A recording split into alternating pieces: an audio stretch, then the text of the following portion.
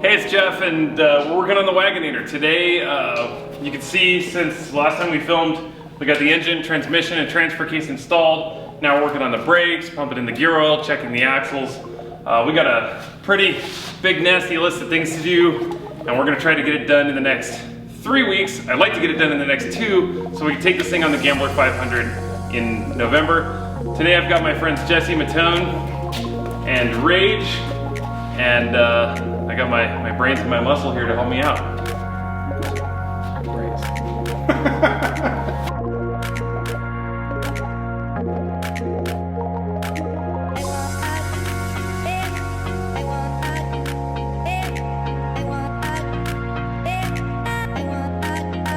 All right, get back to work. Part stable. We've got wheel cylinders, shorty plugs for the headers, all new brake hoses, stainless steel braided extended ones for the front because the ones in there were not long enough. New headlights.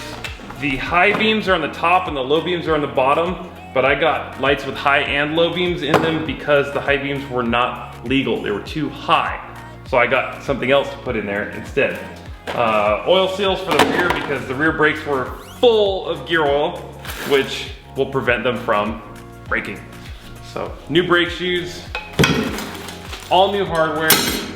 We're not sponsored, so just pretend none of these have brand names on them. New pads and rotors for the front, master cylinder, and brake caliper because they sent me 2 left-hand side brake calipers. So they're working on getting me the right-hand side right now. All this needs to go in there, and then hopefully we can drive it down the road. Also, both drive shafts were wrong. One was totally wrong, one was just too long. So having both of them made at the drive shaft shop. They'll be ready in about a week. I will use this one in the meantime, just to move it around once we get it fired off. But it is clocked incorrectly.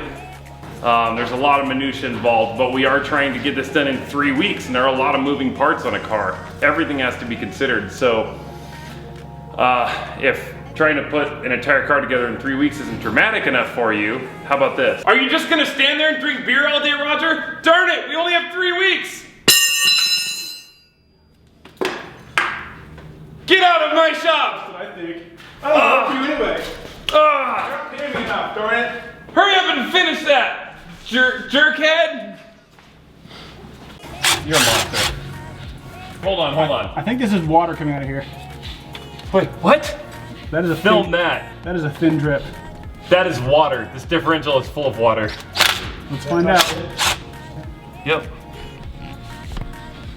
Okay, that's oil. We got oil now. That was a thin drip, and I wasn't happy. That was just a little bit of water. Actually, the oil looks pretty good.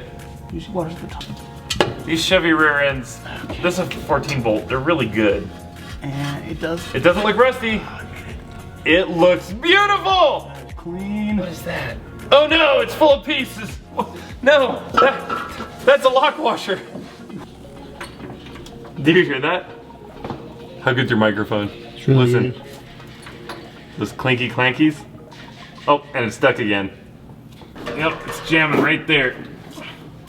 Can we get under here and try and spin it from the front end? I'm doing it right now. Oh, you reached it? It's stopping right there. Good. So this is a magnet right here, and it is just furry with oily iron filings. So something's been wearing out big time in here. This looks like it's in brand new condition, but there's a big lock washer in there. All the bolts are accounted for in the end caps and the ring gear here, so I don't know where it came from, and it's getting stuck. So this would normally be the sniper seats or the rear facing seats in an old station wagon, but the fuel tank and frame of the Suburban chassis that whoever put this on interfered, so they cut the tub out. This is the fuel tank access now. But we're taking off this hinged panel for the rearmost seat, so we can actually pull the hinge panel for the rear seat, pull the rear seat, and get all the mouse nests and carpet out because it smells terrible in here. One more screw.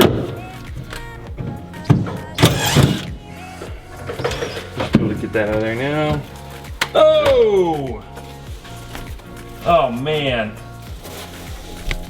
How many mice do you think lived in here? We got Gross. Oh, nasty. Don't breathe that stuff. That's so gross. Here's the original color of the car. That's actually a really nice looking denim blue. It's got sparklies in it. Sparkles. Sparkles.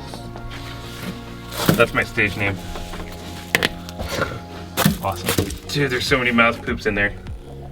Hantavirus. Oh, they were living inside of the seat. Oh! Pouring it in there through the bottle with a piece of fuel line, squeezing this gear oil in, and I'm like, all right. We cut a little slit in the top. So slow. And we put a little tiny bit of compressed air in there, and the gear oil starts flowing out. All right, flowing out. Boom! We were covered in gear oil, just like scraping it off of our eyes. We were head to toe in gear oil. Gear oil is disgusting. It smells like a toilet. We smelled like a toilet for days. We smelled like a toilet. Ah, the table roll. Looks like it's working super duper. It's peeling the chrome off. Go ahead. Crikey! I think there might be a frog under here. It's wet. They love places like this. There he is. Oh, she's beautiful.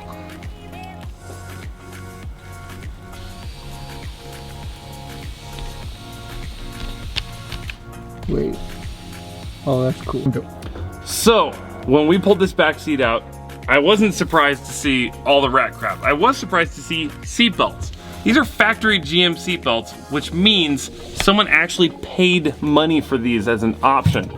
Someone was thinking forward, thinking about safety, because seat belts weren't required in cars until 1966, and that was only in the front seats. In 1967, they also had to be in the rear seats.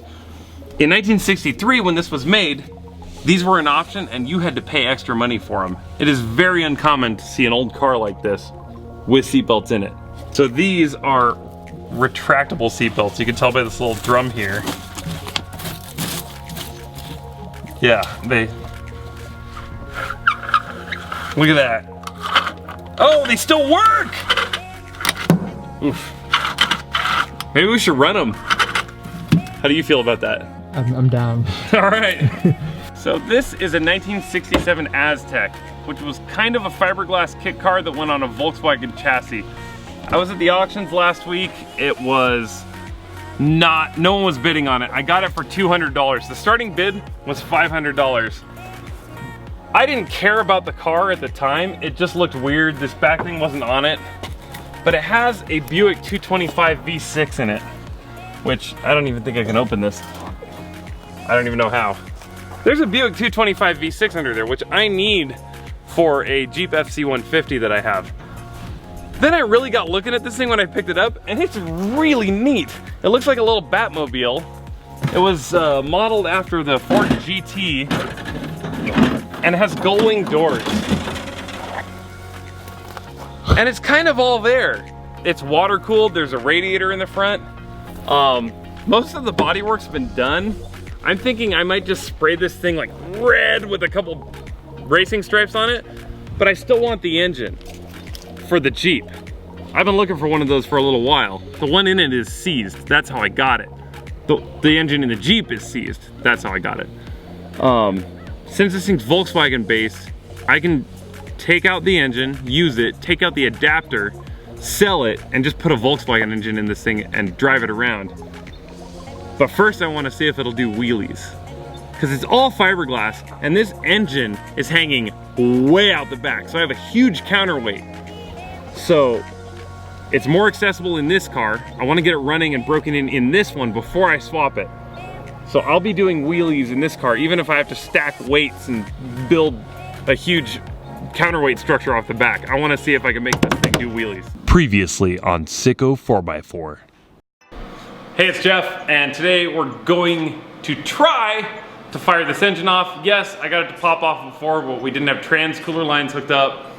So today we are going to get it to actually fire off, run, hopefully shoot big flames out of the open headers. Yeah, let's make it happen. I got the 63 Pontiac, the Waganator here, and we've done a ton of work since the last time we filmed. The engine and transmission, transfer case, all that's in, but now I've got an 89 Suburban 454 radiator, just a huge radiator hooked up, big aluminum trans cooler, got all the lines custom bent, the brakes are done, got some stickers made, seat brackets are all done.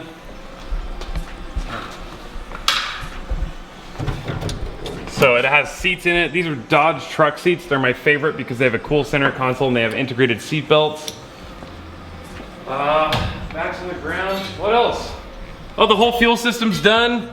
I guess most of the magic is in the engine compartment.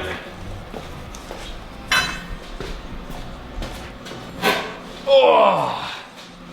Got new spark plug wires. They got fiberglass around them for the headers to keep the heat off of them. Here's my janky fuel system we're gonna use to try to start it. We've got air, we've got fuel, we've got spark, we've got compression, we've got timing. We have all the facts: fuel, air, compression, timing, spark. It's gonna fire off, it's gonna run, it's gonna be loud, it's gonna be good.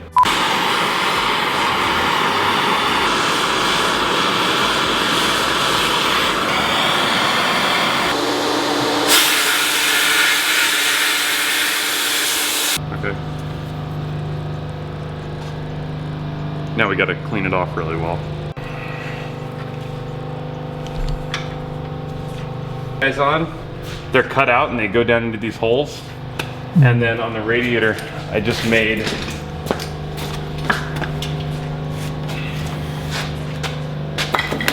I welded some nuts to some piece of metal that sit inside.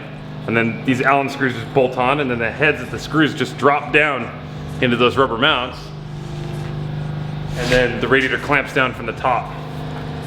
So, bolts up like a modern radiator now.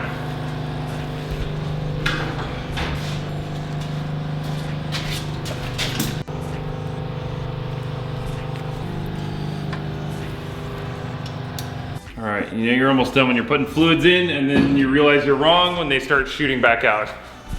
There's no coolant in it, but we don't care yet. Okay. Throttle, oil, spark. Facts: fuel, air, compression, timing, spark. Air, yes. Fuel, no. Timing, yes. Compression, yes. Spark, yes. Let's get fuel to this thing and we'll start. So I'm either gonna get a mouthful of gasoline or not. So let's try to give it a little. There it is. Siphon! I can hear it filling up the flow bowls. Can you? It stopped because the float raised up. Float bowls are full. Okay, so we have fuel. We're gonna let this go ahead and evaporate for a minute. So if this backfires, we don't set the whole engine on fire, and I'm gonna get a damp towel ready too. So if the carburetor does catch on fire, I can just throw it over there. Fire extinguisher, that dust inside your engine, you don't want that. Ouch. Get in there. Oh, it doesn't quite reach.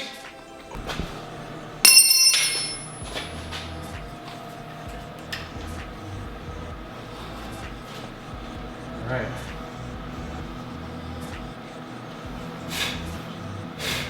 Give me a 3, 2, 1. 3, 2, 1.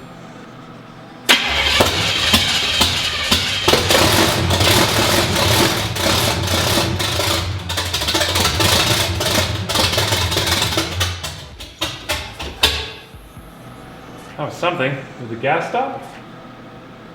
Siphoning? I ran out of something.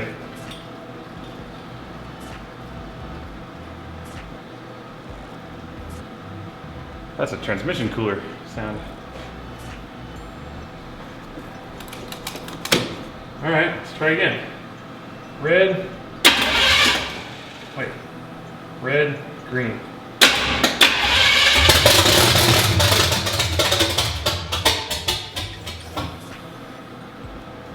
Oh, why is it? All right.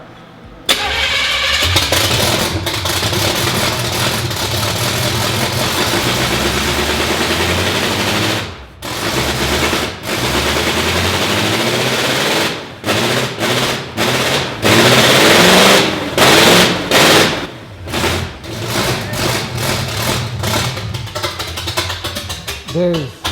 Oh, look at that. The fuel pump's working now. I was gonna say, can you see the fire shooting out of the exhaust? I saw it in the back, yeah. Did you get it on video? I On did. this side, it was like a ton of it. Really? All right, so she runs.